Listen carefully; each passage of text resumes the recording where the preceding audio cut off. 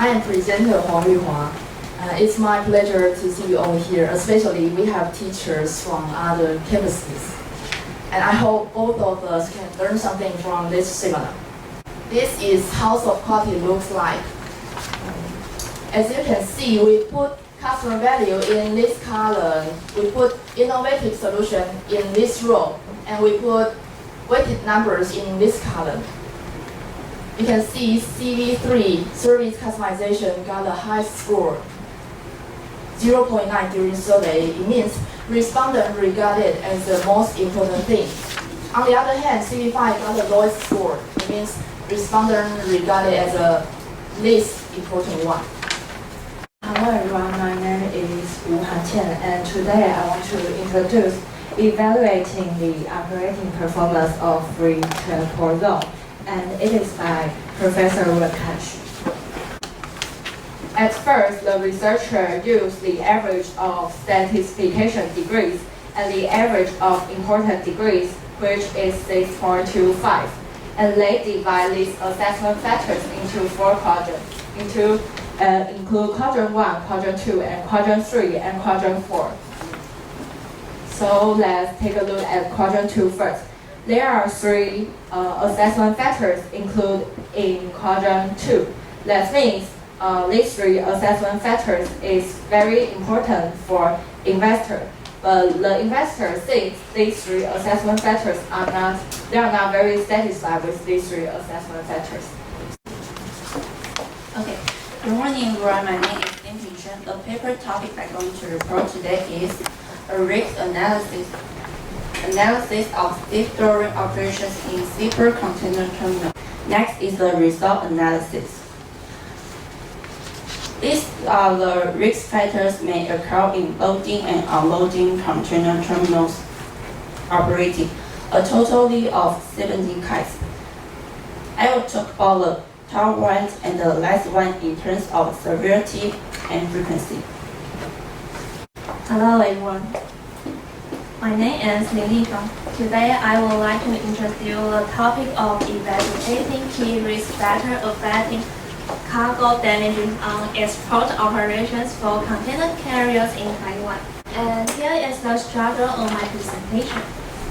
First, introduction. Due to a lack of natural resources, Taiwan has gradually developed an export-based economy. After the explosion of container shipping in the 1960s, container shipping service has developed into the main operation model of Lion shipping market. Okay, good morning everyone. My name is Yang Yishan, and today I'm going to introduce the risk analysis of cargo damages for aquatic the risk of perceived risk frequency, and the risk severity, and the established risk matrix of aquatic products of refrigerated containers. My name is Kelly Wu, and today my topic is assessing the impact of major infrastructure projects on poor choice decision, Colombian case, and my advisor is Li Chen-yang. So their government makes and formulates some policy to improve their inland transportation. And first is recovering the navigability of Magdalena River. This river is covered over 80% cargo and passengers transportation. So it's very important. Good morning, ladies and gentlemen. I'm Lin. Today, the topic of my presentation is improvement of the sustainability of port logistics by the development of innovative green infrastructure solutions. And more cargo need to handle in every year. And look at the figure 2 area of the port of Harbour. The service and the arrangement for the extension of Pier 1 are ongoing to achieve a total transshipment value of 1 million tubes. Everyone, my name is Gui Qi. Today I will show you the role of port authorities in the promotion of logistic integration between ports and the railway system, the Italian experience. The widespread of very large container ship in container and rural markets, as well as the port system needs to operate in a logical and integrated logistics and sustainability. And want to know the current situation of multimodal transport in the northern and southern port, and adopt the right strategy to promote the development of the integration of railway transportation and logistics in the port. Final, in response to the global market. I'm楠梓and my paper topic for today is port competitiveness from user's perspective.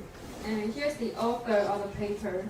And my paper is also published 10 years ago.